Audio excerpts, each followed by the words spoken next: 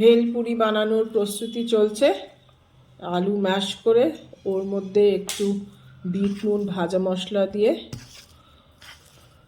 মাখা হয়েছে। এরপর এর মধ্যে ঢালা হচ্ছে মুড়ি।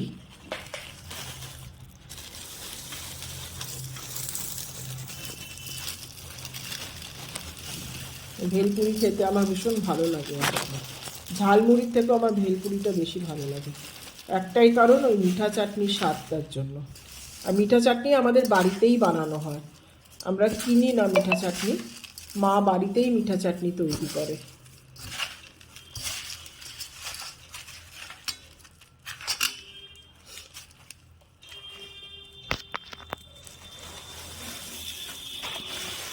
সন্ধ্যেবেলা জল খাবারে হঠাৎ ঠিক করলাম মিঠা চাটনি, এটা মিঠা চাটনি রয়েছে, মা বানিয়েছে বাড়িতে।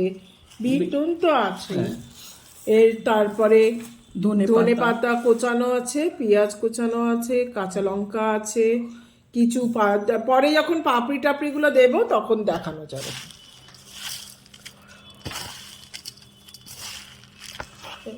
এবার কি মিঠা চাটনি দেবে নাকি?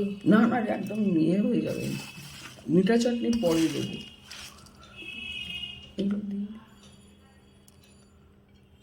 এর মধ্যে দেওয়া হচ্ছে পেঁয়াজ কুচি,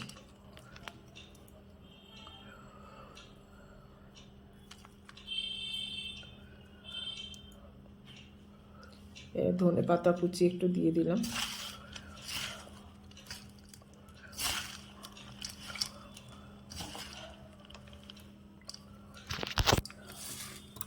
একটা সুন্দর গন্ধ এখনই দেবে। পেঁয়াজের গন্ধটা আলু মাখার সাথে মুড়িতে আমার খুব ভালো লাগে।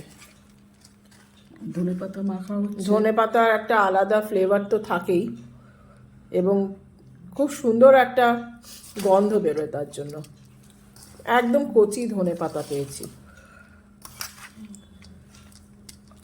আমার মেন স্বাদটা হচ্ছে মিঠা চাটনির জন্য। অপেক্ষা করছি মা আমারটাতে কখন মিঠা চাটনি দিয়ে মাখবে।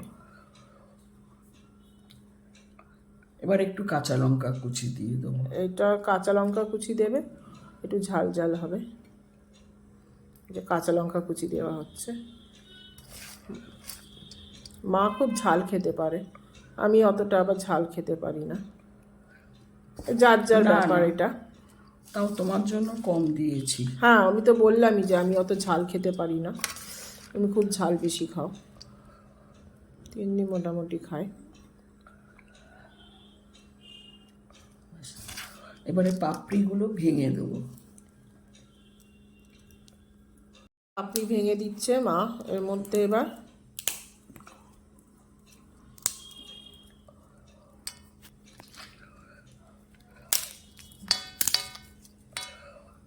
পাপড়িগুলো ঘরে তৈরি করা।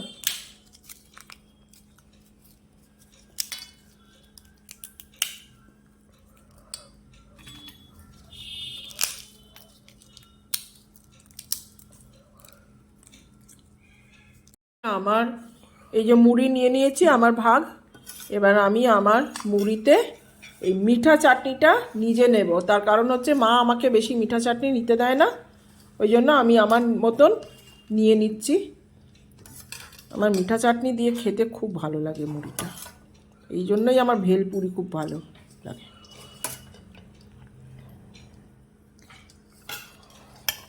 মিঠা চাটনি দিয়ে মোটামুটি আমার মাখা হয়ে যাচ্ছে, স্বাদটাও খুব ভালো আসে।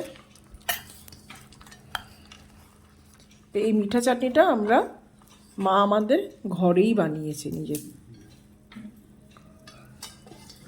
কারণ গরমকাল পড়লো, প্রায় দিনই মা দই বড়া বানাবে, পাপড়ি চাট বানাবে, দই ফুচকা বানাবে। এই জন্য একেবারে মিঠা চাটনি করে মা ফ্রিজে স্টোর করে রাখে। যখন যেরকম স্ন্যাক্সের দরকার হয়, অনেক সময় ফ্রুট চাটেও মা দেয়, যখন যেরকম স্ন্যাক্সের দরকার লাগে সেই হিসেবে মা দেয়।